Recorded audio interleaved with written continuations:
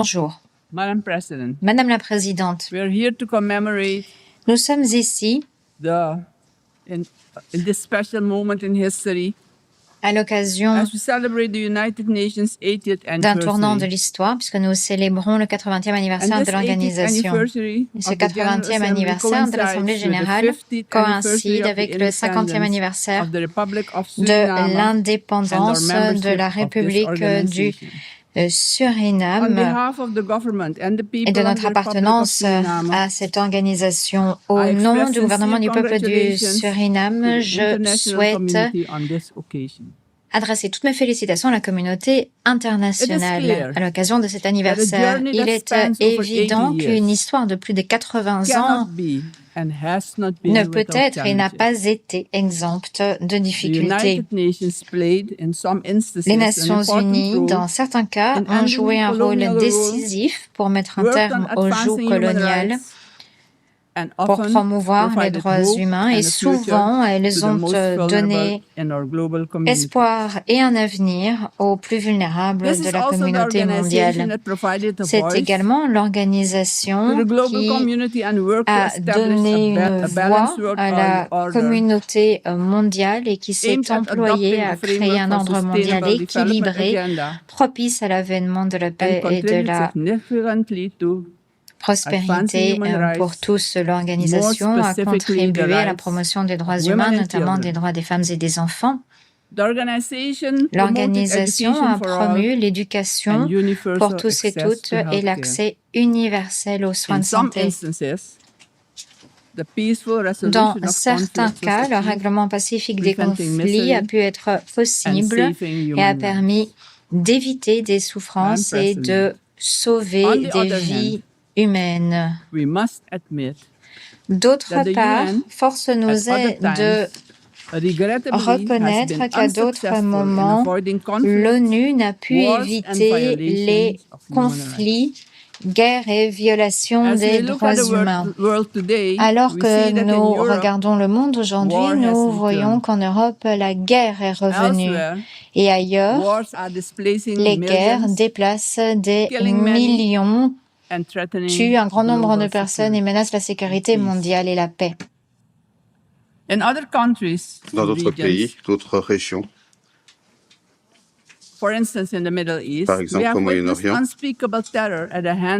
nous constatons une horrible terreur provoquée par des organisations terroristes. L'ONU n'a pas pu prévenir ce phénomène. Actuellement, il y a des cas croissants de violations graves des droits humains et en particulier du droit des enfants. Par exemple, à Gaza. Il est insupportable, ne serait-ce que de penser à leur souffrance. En outre, dans notre propre région, les Caraïbes, la montée des tensions ne nous a pas été épargnée. Nous avons noté avec grande préoccupation le récent exposé du secrétaire général lors du débat du Conseil de sécurité sur la situation en Haïti. Il a dit que les Haïtiens souffraient d'une tempête parfaite de souffrance. Haïti paye toujours un prix terrible pour avoir été le premier pays à se débarrasser des entraves de l'esclavage dans les Caraïbes. Et nous tournons ce cœur vers la population d'Haïti. Suriname répète sa préoccupation, il faut avant tout régler les conflits par le dialogue. Et nous rappelons à la communauté internationale que l'Amérique latine et les Caraïbes ont été proclamées zones de paix. Nous ne voulons pas d'agression militaire dans notre région.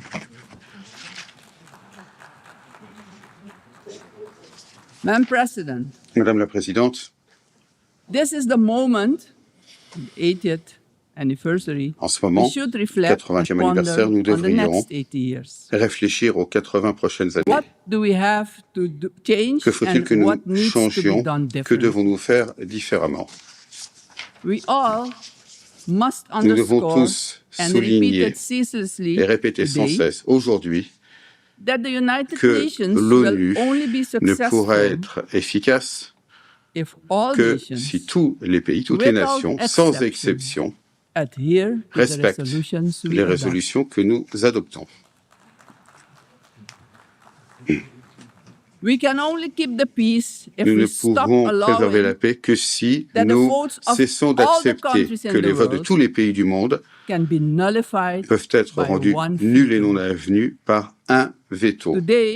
Aujourd'hui, en partie, grâce au travail accompli par notre organisation, certains pays pauvres ont connu un important développement économique et autres, sont devenus des puissances que l'on ne peut plus se permettre d'ignorer. Nous devons nous souvenir que le monde dans lequel l'ONU a été créé il y a 80 ans n'existe plus. À présent, il nous appartient avant tout de renouveler nos engagements, que nous renouvelons nos engagements en faveur des principes objectifs de la charte de notre organisation et que nous reconnaissions toutes les voix du monde, car les personnes de toutes les régions doivent avoir la possibilité de mener une vie digne.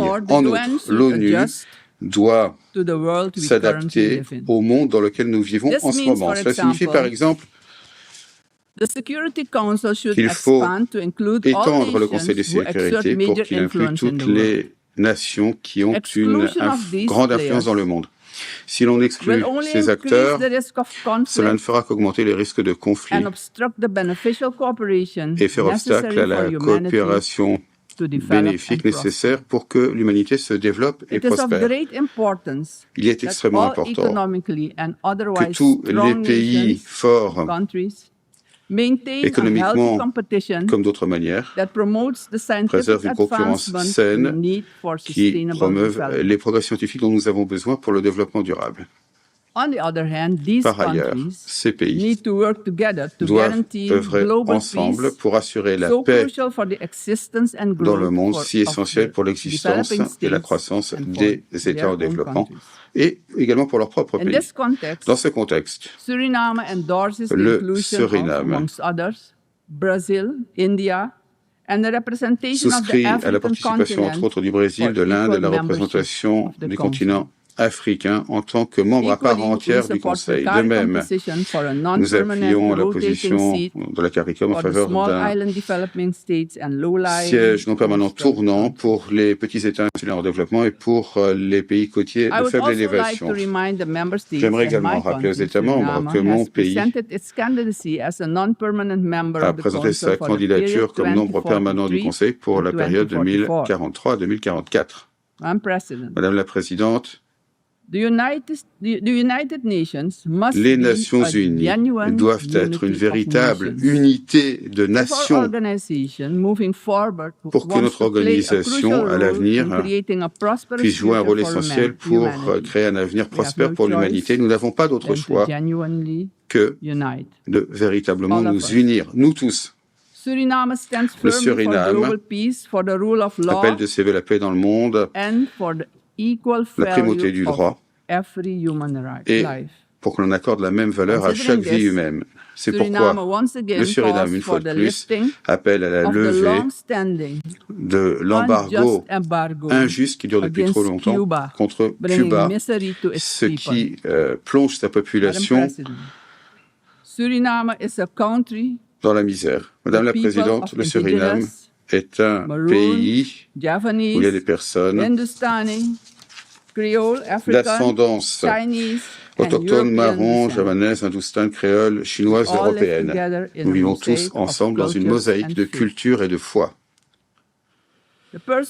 Les personnes d'origine surinamaise qui vivent à l'étranger font partie de cette mosaïque et notre population et peuvent contribuer au développement socio-économique de la nation. Nous considérons que cette diversité est un immense atout. En fait, le Suriname ne connaît pas la diversité, le Suriname est la diversité. Et nous continuons à œuvrer ensemble pour protéger et faire croître notre unité nationale pour notre propre bien-être et comme un exemple d'harmonie dans ce monde si souvent divisé. Mon pays connaît également une immense richesse naturelle. Notre vision est de créer une économie qui soit résiliente, durable et inclusive. Ensemble, nous nous efforçons d'édifier cette économie plus diverse en développant, entre autres, nos secteurs touristiques et agricoles, en renforçant notre système éducatif et en œuvrant à créer un accès universel aux soins sanitaires de base. Le Suriname a un immense potentiel touristique avec son arrière-pays vers l'extérieur, de nombreuses chutes d'eau, torrents et grands fleuves pour la relaxation, également pour des aventures inoubliables. C'est ce qui vous plaît, une importante biodiversité, des trésors culturels et la vie historique reconnue par l'UNESCO de Paramaribo. Grâce à la coopération dans le secteur agricole avec nos voisins, nous visons à améliorer la sécurité alimentaire au Suriname et dans la communauté des Caraïbes. Mon gouvernement considère que la sécurité énergétique est une priorité stratégique pour le développement national, la stabilité de la région et la résilience économique. Avec un investissement de plus de 10 milliards de dollars pour le développement de notre pétrole, notre gaz offshore, notre pays connaît un nouveau départ qui contribuera de manière importante à notre croissance économique. Cependant, nous savons que les recettes du gaz et du pétrole ne devraient pas être la seule base de notre développement économique. C'est pourquoi nous avons besoin d'investissements dans les secteurs de notre pays qui en ont besoin. Nous ne cessons d'avancer dans notre transition énergétique. Nous tirons déjà plus de 50% de nos besoins d'énergie grâce à l'hydroélectricité. Et nous tournons vers le gaz naturel et d'autres formes d'énergie renouvelable dans le cadre de notre vision à long terme, car nous savons que les changements climatiques sont une réalité. Madame la Présidente, je suis convaincue que l'éducation est le socle sur lequel est construit chaque société prospère. Nous sommes engagés à investir dans notre système éducatif, nos enseignants, nos enfants, nos jeunes. L'avenir de tout pays dépend des talents et des compétences de sa population. Mon gouvernement, mon pays réaffirme, dans le terme le plus ferme, son engagement à défendre les droits des communautés autochtones et tribales. Faire en sorte que leurs moyens de subsistance, leurs traditions, leur système de connaissances soient respectés et préservés et que l'on reconnaisse leurs droits fonciers collectifs. Renforcer nos institutions est l'une de nos priorités absolues. Le Suriname a œuvré sans relâche à prévenir les maladies et malgré les difficultés, nous sommes parvenus à des résultats dont notre pays peut être fier. Au 30 juin 2025, le Suriname est officiellement déclaré exempt du paludisme par l'OMS après 30 ans de lutte constante contre cette maladie. C'est le premier pays de la région amazonienne à recevoir un tel certificat. Nous sommes conscients de notre responsabilité à rester vigilants en tant que gouvernement et communauté pour que ces acquis soient préservés. L'exemple du Suriname montre que nous aussi, nous pouvons apporter une contribution précieuse à la lutte contre les maladies infectieuses.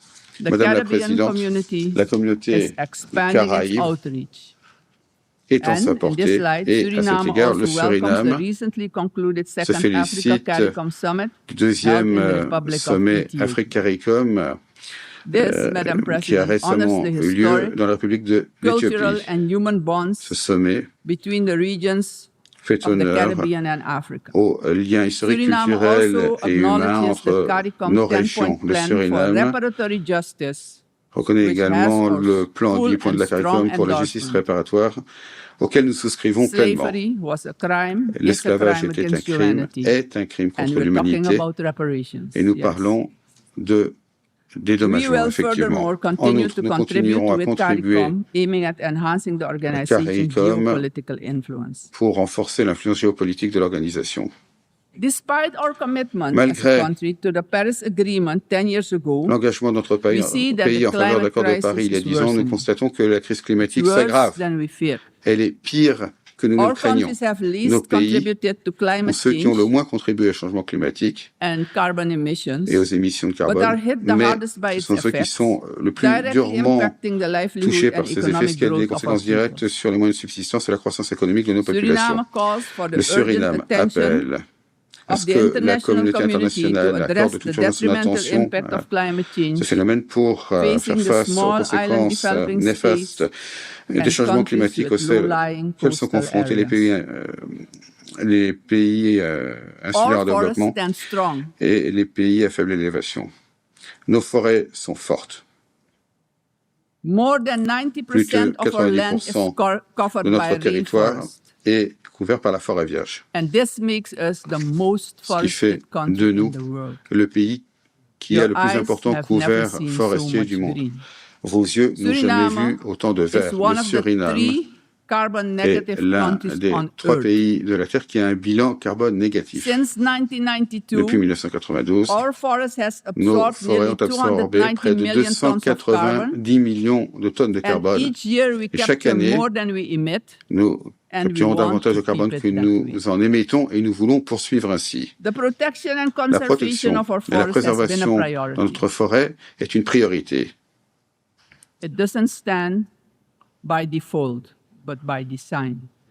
Elle n'est pas préservée par défaut, mais par dessein. Nous coupons du bois de manière durable depuis des décennies et nous le faisons avec le système de gestion des forêts tropicales durables élaboré en Suriname. C'est une approche environnementale au secteur forestier. De plus, les communautés autochtones et tribales protègent la forêt en étant les gardiens. Nous sommes fiers de la manière dont nous l'avons fait, mais la fierté ne permet pas de payer les factures ou de développer les communautés autochtones et tribales. Madame la Présidente, nous ne devons pas oublier que ces forêts, nos forêts, sont en concurrence avec les vastes ressources telles que l'or, les diamants, la bauxite et d'autres. Nous devrons faire des choix difficiles. Nous voulons que notre couvert forestier reste au minimum à 90%, mais nous ne pouvons pas y arriver seuls. Le temps est venu que les plus importants émetteurs du monde partagent cette responsabilité, pas seulement en parole, mais également en actes, et également grâce à la justice et à des financements. Le Suriname lance un appel à l'action mondiale, des financements climatiques prévisibles pour des pays à large couvert forestier, faible déboisement, une reconnaissance équitable de la véritable élimination du carbone et un soutien direct aux communautés qui vivent dans ces forêts et les protègent. Le Suriname, Madame la Présidente, approuve donc l'initiative de la présidence de la COP30 visant à lancer le Fonds pour les forêts tropicales éternelles et appelle la communauté internationale à contribuer à son succès. Le Suriname, comme je l'ai déjà dit, est fier d'être un exemple de coexistence pacifique. Il y a différentes cultures, religions et des traditions qui vivent ensemble dans le respect et la solidarité. Tel est notre don au monde. Notre deuxième don, car nous avons également une forêt qui rend d'immenses services au monde entier. Ce don prouve que l'harmonie peut l'emporter.